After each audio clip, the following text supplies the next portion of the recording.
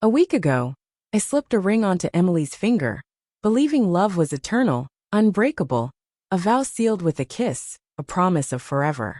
But promises, fragile as glass, shatter when least expected, and hers broke like a mirror, its shards scattered across the floor of my heart.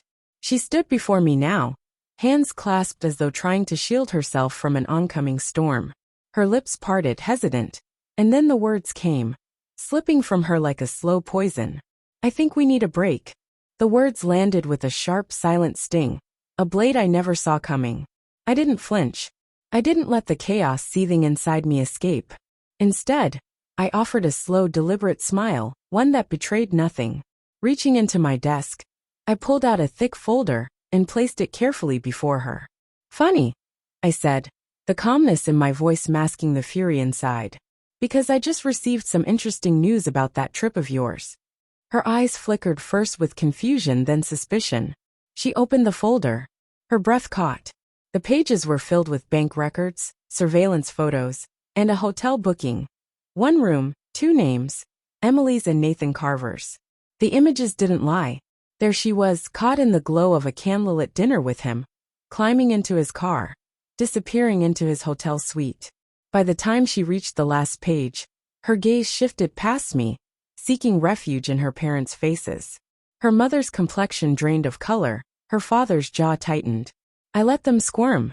I'd had doubts when they whisked Emily away immediately after our wedding, calling it a family tradition that excluded spouses. So I did what any man in my position would. I watched. I waited. I uncovered the truth. A private investigator, a few discreet phone calls, and the cracks in their story were wide enough for me to slip through. Nathan Carver, an heir to a corporate empire. The man her parents had picked out for her long before I ever crossed her path. He was the better match, they'd whispered behind my back. The one they thought would make her happy. The one they thought she deserved. But they hadn't realized. I was playing a deeper game. The folder before her was the evidence. But it wasn't the only weapon I had. I had prepared for this moment. Had already laid the foundation with a prenup so airtight that even the merest hint of infidelity left her with nothing. Not a cent. Not a single thing she could claim. Then there was the final piece, the public reckoning. Anonymous tips to the media. The kind of tips that would ruin reputations before the sun even rose. By dawn, the headlines would scream of a socialite family's disgrace, of their daughter's new husband exposing their betrayal in a move so calculated, it would make their heads spin. And the final flourish? A letter to Nathan's fiancée. Oh yes, he was engaged, and she would be very interested in learning exactly how her future husband spent his weekend. Emily's voice cracked, desperate. It's not what it looks like. Her parents sprang into action, their hands scrambling to control the damage. Her mother lunged for the folder, as though grabbing it could somehow erase the undeniable truth. Her father stepped forward, voice strained but steady.